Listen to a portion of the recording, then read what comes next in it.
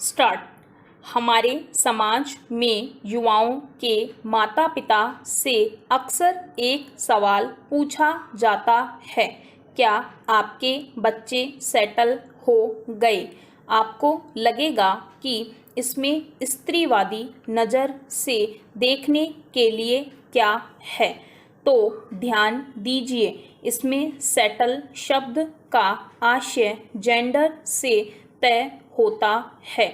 लड़का है तो उसके सेटल होने का तात्पर्य आर्थिक रूप से आत्मनिर्भर हो जाना, और लड़की है तो शादी विवाह हो जाना।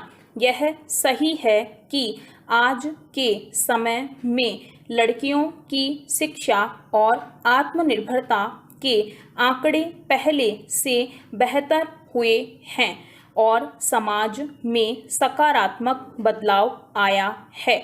शहरी उच्च वर्ग और मध्य वर्गीय परिवारों में भले ही कुछ बेहतरी आई हो, लेकिन ग्रामीण, कस्बाई और शहरी निम्न मध्य वर्ग में अब भी लड़कियों की शिक्षा दीक्षा पर खर्च करने से ज़्यादा उनके विवाह के खर्च को ध्यान में रखा जाता है। सामान्य आर्थिक स्थिति के अनुरूप अब भी लड़के की शिक्षा को ज़्यादा महत्व दिया जाता है और उसे कैरियर के हिसाब से पढ़ाई लिखाई की सुविधा मिलती है ताकि उसे अच्छा काम मिल जाए। अगर परिवार की आर्थिक स्थिति सामान्य से अच्छी है, तब ही दोनों को एक समान सुविधा मिलती है। यह आज से सालों पहले का सच रहा है और आज भी एक बड़े तबके का है। पैरा। इसका परिणाम यह होता है कि ज़्यादातर लड़कियां काम चलाऊ बीए पास करके शादी ब्याह कर किसी कमाऊ पति की गृहस्थी संभालने चली जाती है।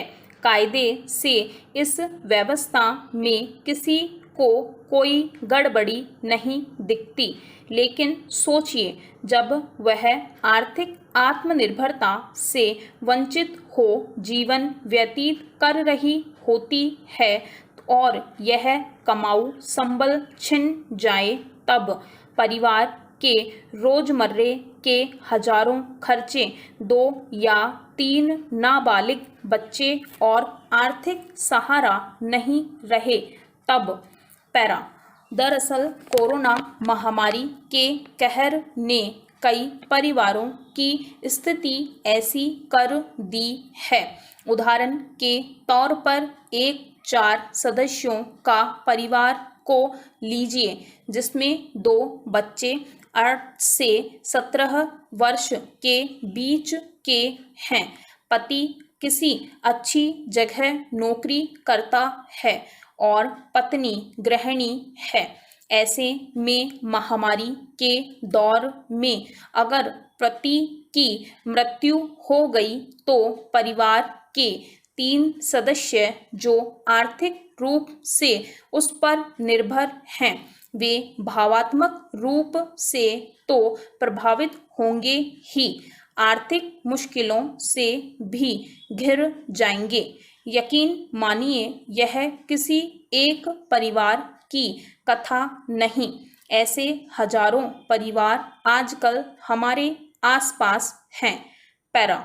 सिर्फ महामारी की स्थिति में ही नहीं, वरन अक्सर तलाक के बाद भी ऐसे हालात होते हैं कि स्त्री वापस माता पिता या भाई आदि पर निर्भर हो जाती है।